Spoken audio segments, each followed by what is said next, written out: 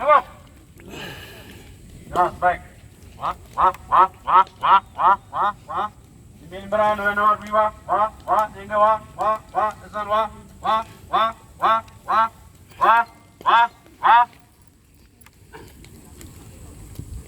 Tolong.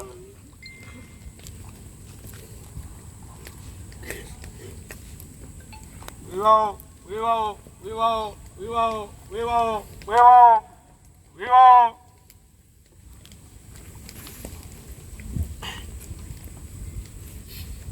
Andindew, saya sakit tapi saya mengucap syukur kepada Tuhan.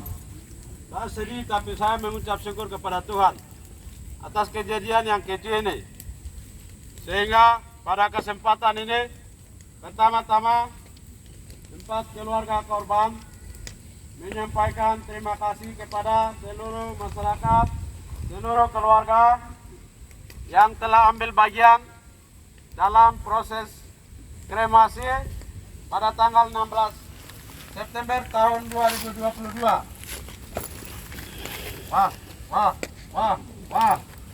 Yang kedua, seluruh hamba-hamba Tuhan, tokoh-tokoh gereja, tokoh-tokoh adat yang juga sudah menemani kami sejak tanggal 26 Agustus sampai dengan saat ini.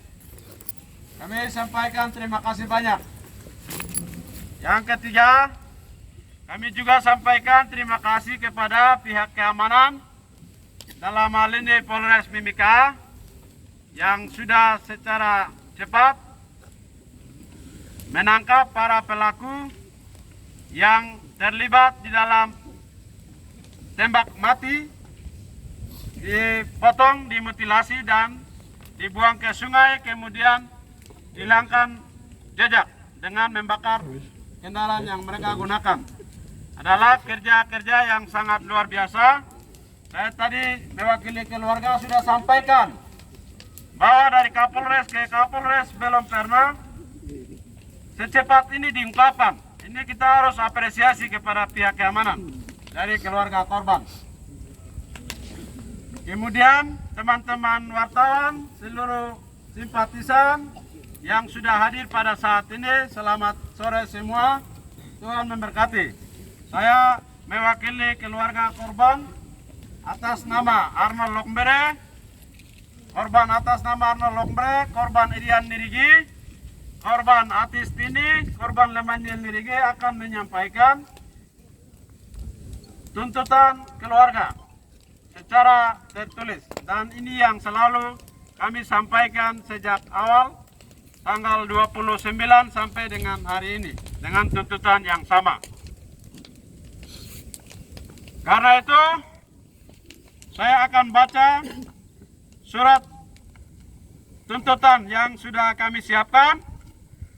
Desakan dan tuntutan keluarga tembak mati dan mutilasi 4 warga sipil Nduga di Timika pada tanggal 22 Agustus tahun 2022 atas nama 1. Korban Arnold Lokmbere, 2. Atas nama Irian Nirigi, 3. Atas nama Lemaniel Nirigi, 4. Atas nama Atis Tini.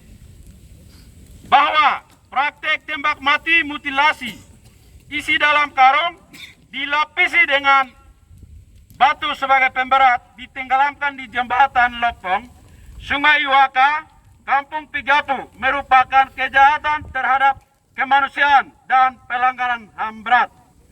Tindakan tembak mati dan mutilasi keempat warga keluarga kami merupakan bentuk penghinaan terhadap harkat dan martabat kemanusiaan, merendahkan hakikat dan nilai manusia sebagai makhluk ciptaan Tuhan Yang Maha Esa.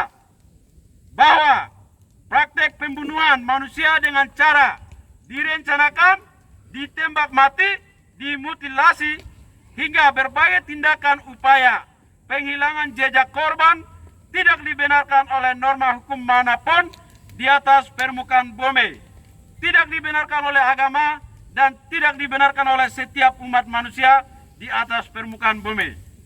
Bahwa keterlibatan anggota TNI dari Brigif IJK garis miring 20 Regu 3 dengan melibatkan seorang berpangkat mayor, seorang berpangkat kapten, praka dan pratu, serta berafiliasi dan berkonspirasi dengan 4 warga sipil merupakan kerja sistematis dan terstruktur di bawah perintah komando yang berakibat pada terpenuhinya unsur pertanggungjawaban komando.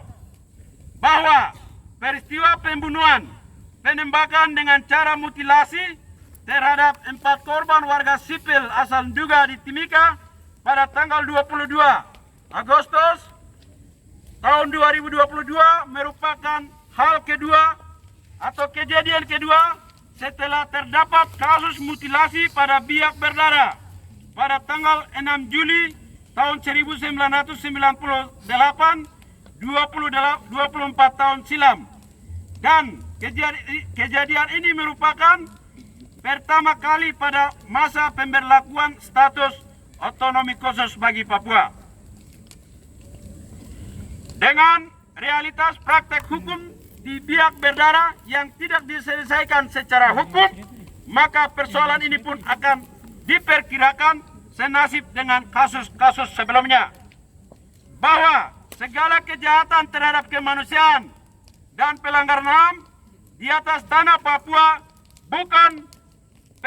merupakan peristiwa baru, tetapi dengan kasus tembak mati dan mutilasi keempat warga sipil ini menjadi momentum untuk membuka tabir kejahatan terhadap kemanusiaan dan pelanggaran HAM yang selama ini dibiarkan atau terjadi pembiaran oleh negara, dalam hal ini Negara Kesatuan Republik Indonesia.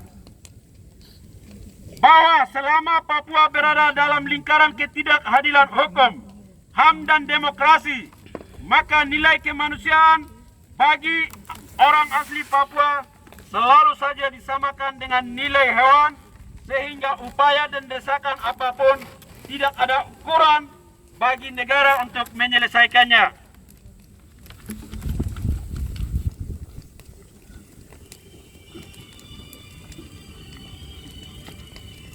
Bahwa proses hukum di atas tanah Papua selalu saja ada diskriminatif dan tidak pernah ada satu kasus pun yang diselesaikan di pengadilan. Maka kami membutuhkan dukungan dan intervensi masyarakat internasional guna mendapat pengakuan sebagai manusia yang sama seperti manusia-manusia lain.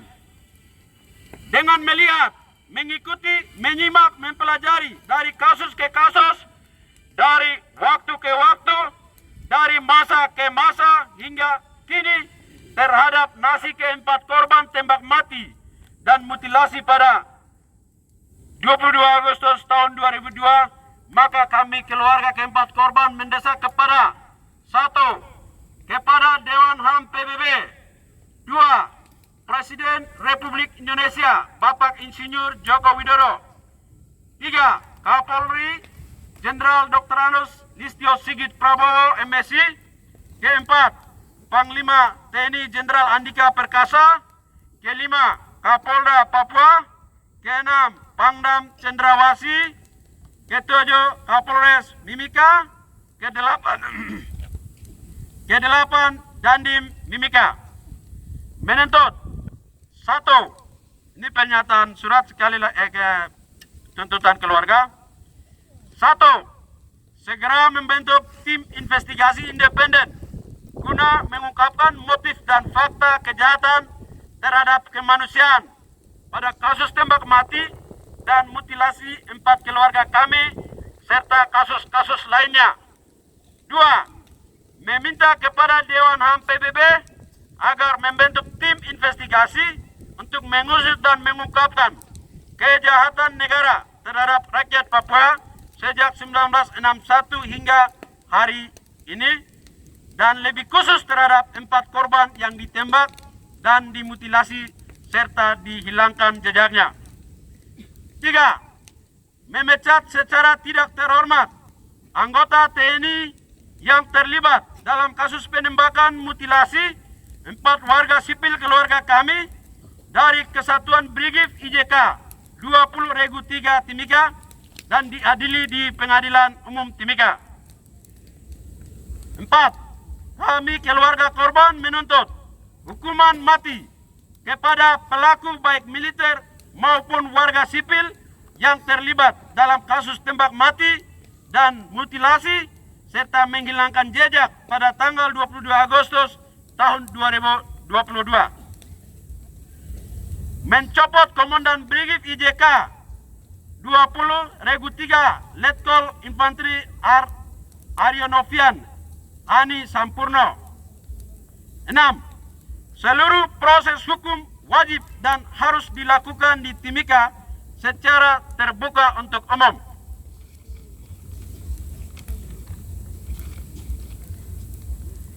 Demikian desakan dan tuntutan keluarga korban tembak mati dan mutilasi keempat warga sipil juga di Timika pada tanggal 22 Agustus tahun 2022.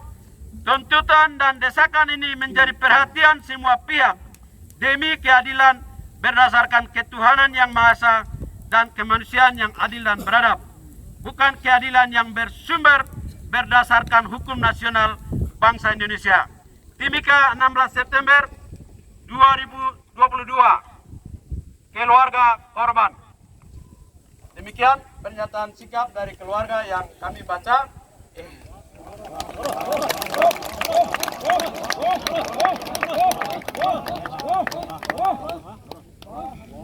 Dan ini menjadi catatan bagi kita semua, terlebih pihak keamanan dalam hal ini Polres Mimika, Polda Papua, dan Danpom yang menangani kasus penembakan, kasus tembak mati. Kalau penembakan itu ada tembak menembak, tembak mati, mutilasi dan penghilangan jejak korban. Sehingga itu yang bisa kami sampaikan. Atas perhatian kami sampaikan terima kasih banyak. Tuhan memberkati kita semua. Wah.